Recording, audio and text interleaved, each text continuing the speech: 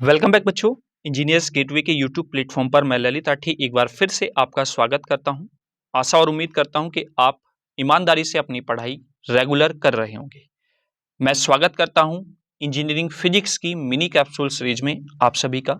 इससे last video में हमने मिनी कैप्सूल सीरीज की डिस्कस किया था width of the central maxima, जहां पर हमने उस डेरिवेशन को प्रूफ किया था। अगर आपने उस वीडियो को नहीं देखा है तो प्लीज आप उस वीडियो को जरूर देख के आएं, क्योंकि आज हम उसी पर जो विड्थ ऑफ सेंट्रल मैक्सिमा है किस किस फैक्टर पर डिपेंड करती है, कैसे कॉन्सेप्चुअल क्वेश्चन वहां से बनेगा, उसी के बारे में हम यहाँ पर बात करने वाले हैं। तो अगर आप पहली बार वीडियो को देख रहे हैं, पहली बार हमारे चैनल पर विजिट किए हैं, तो चैनल को सब्सक्राइब कर लें, बेल आइकन को प्रेस कर लें, ताकि समय समय पर सभी वीडियोस के नोटिफिकेशन आप तक पहुंचते रहें। अगर और अधिक जानकारी आप चाहते हैं तो टेलीग्राम चैनल से भी आप जुड़ जाएं, ताकि आपको सारी जानकारी AKTU से या आपकी यूनिवर्सिटी से रिलेटेड, वीडियो से रिलेटेड समय समय पर मिलती रहे। वीडियो अच्छा लगेगा तो ये थंब वाला बटन भी आप जरूर प्रेस करें, क्योंकि यही थंब वाला इंप्रेशन, यही सब्सक्रिप्शन वाला बटन हमें मोटिवेट करता है आप लोगों के लिए और बेहतर करने के लिए। और वीडियो कैसा लगा उसके लिए आप कमेंट बॉक्स में कमेंट भी जरूर करें। और हाँ, वीडियो को ज्यादा से ज्यादा बच्चों तक पहुंचाएं शेयर करके, ताकि सभी बच्चों तक इंफॉर्मेशन पहुंच सके और जो बच्चे अपनी तैयारी को एक मजबूत आधार देना चाहते हैं वो डे बाय डे अपने बेसिस पर तैयारी करना स्टार्ट कर दें। ठीक है, तो वीडियो अपने सभी सोशल अकाउंट्स पर शेयर कर दें ताकि सभी बच्चों तक इंफॉर्मेशन पहुंच जाए। चलिए स्टार्ट करते हैं अब अपना टॉपिक। टॉपिक क्या है? फैक्टर्स जो अफेक्ट करते हैं width of the central maxima को। अब उससे पहले हमने जो कल डेरिवेशन किया था उसमें विड्थ ऑफ सेंट्रल मैक्सिमा हमने निकाला था, जिसको मैंने W से इंडिकेट कर दिया था। W इक्वल्स टू हमने फाइंड आउट किया था 2 लैम्डा D अपॉन E। देखिए, अगर आपको किसी भी फैक्टर को, किसी रिजल्ट में जो भी आया है वो किन किन फैक्टर्स पे डिपेंड कर रहा है, उसके लिए आपको अगर उसका फॉर्मूला पता है तो बस आप डरने की जरूरत नहीं है, यहीं से आपको सारे रिजल्ट्स निकल जाएंगे। देखिए यहां पर ये 2 जो है बेटा, ये तो है कांस्टेंट, इस 2 का तो कोई मतलब ही नहीं है यहां पर। अब अगर मैं यहां से देखूं तो यहां से आपका जो W है वो 3 तरीके से आप देख रहे होंगे, यहां पर 3 तरीके से देखने को मिल रहा है। पहला, W डायरेक्टली प्रोपोर्शनल है लैम्डा के, W डायरेक्टली प्रोपोर्शनल है D के, और W डायरेक्टली प्रोपोर्शनल है या इनवर्सली प्रोपोर्शनल है ना, डायरेक्टली नहीं, इनवर्सली प्रोपोर्शनल है E के।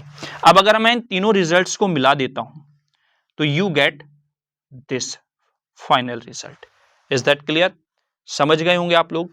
इसका इतना ज्यादा इफेक्ट नहीं पड़ेगा, क्योंकि फ्रेनहोफर डिफ्रैक्शन आप पढ़ते हैं, इसमें थोड़ा बहुत वेरिएशन आप स्क्रीन में कर सकते हैं, जिससे कि आपका जो विड्थ है सेंट्रल मैक्सिमा का वो अफेक्ट होगा। हम बात करेंगे यहां पर वेवलेंथ की, हम बात करेंगे यहां पर विड्थ ऑफ द स्लिट की।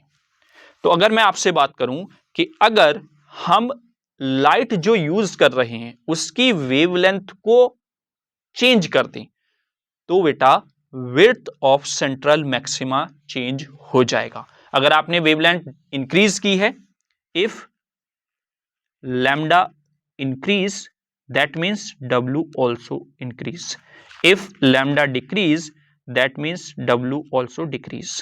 वहीं पर यहां पर भी अगर हम बात करें, if D increase then W increase, if D decrease then W also decrease। Same as it is इधर आ जाते हैं, क्योंकि ये इनवर्सली प्रोपोर्शनल है। अगर स्लिट की विड्थ आप घटाएंगे बढ़ाएंगे तो इसमें अपोजिट वेरिएशन देखने को मिलेगा। If E increase then width of the central maxima decrease, if E decrease then width of the central maxima increase। ठीक है, यानी कि जो फैलाव है सेंट्रल मैक्सिमा का वो आपका अकॉर्डिंग टू दीज फैक्टर्स घटेगा, अकॉर्डिंग टू दीज फैक्टर बढ़ेगा। Looks like that. ठीक है, यही फैक्टर्स हैं जो अफेक्ट करते हैं width of the central maxima. तो आप किस तरीके से लिखेंगे कि जैसे width of central maxima directly proportional होता है वेवलेंथ ऑफ लाइट जो आप यूज कर रहे हैं।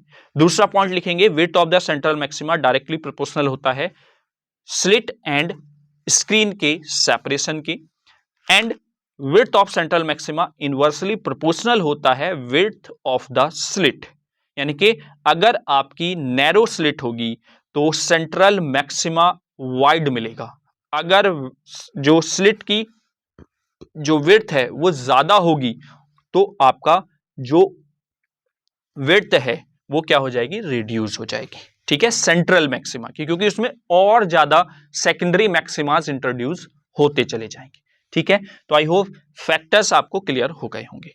अब साथ ही साथ मैं आपको यह भी बता देता हूं बेटा कि जब हम width of the central maxima width of the slit जो है उसको डिक्रीज करते हैं तो उसके लिए आप कॉन्सेप्ट पर पहुंचे, e sine theta equals to क्या होता है बेटा, for the first dark n lambda, n की वैल्यू 1 रख देते हैं तो ये लैम्डा आ जाता है।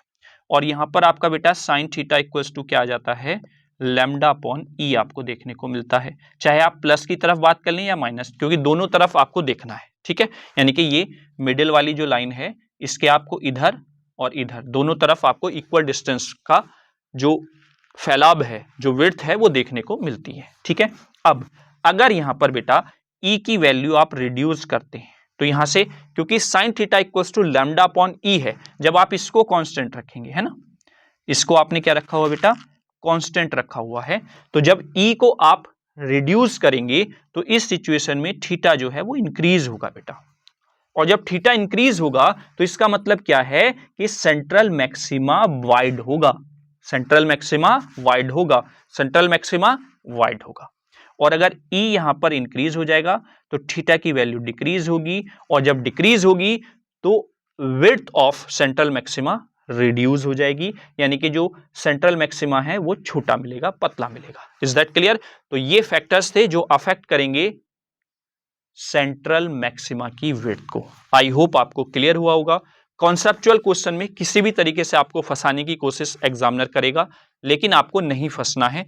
हर एक पॉइंट पर, छोटे से छोटे पॉइंट पर यहां पर डिस्कशन किया जा रहा है। अगर आप रेगुलरली ईमानदारी से तैयारी कर रहे हैं तो कोई भी क्वेश्चन आपका नहीं छूटेगा, छोटे से छोटे पॉइंट को यहां पर डिस्कस किया जा रहा है। ठीक है, तो आई होप आप चीजें समझ गए होंगे। ठीक है, तो thank you for watching this video आपको कैसा लगा कमेंट बॉक्स में कमेंट जरूर करें।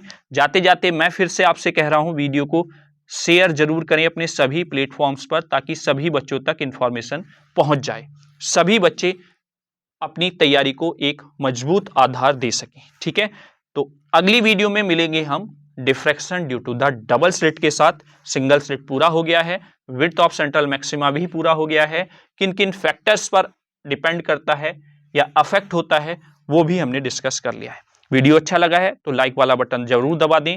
चैनल पर पहली बार आए हैं तो चैनल को सब्सक्राइब कर लें, बेल आइकन को प्रेस कर लें, ताकि समय समय पर नोटिफिकेशंस आपको मिलते रहें।